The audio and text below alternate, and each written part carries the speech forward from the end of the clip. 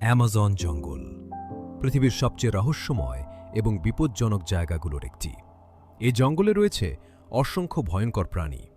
আনাকন্ডা, পৃথিবীর সবচেয়ে বড় ও শক্তিশালী সাপ, মুহূর্তের মধ্যে শিকার ধরে ফেলে। পিরানহা, ছোট মাছ হলেও দল বেঁধে আক্রমণ করলে মাংস ছিঁড়ে ফেলে।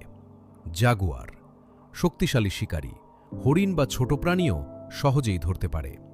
ব্ল্যাক কায়ম্যান, নদীর গভীরে লুকিয়ে থাকে এবং হঠাৎ আক্রমণ করে। হিপো, দেখতে শান্ত মনে হলেও খুবই বিপজ্জনক।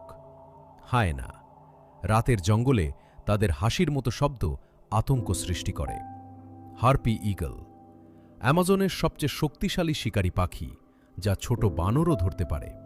এছাড়াও অ্যামাজনের বিষাক্ত মাছি ও অন্যান্য কীটও বিপজ্জনক, কখনো কখনো প্রাণীকেও আক্রমণ করতে পারে।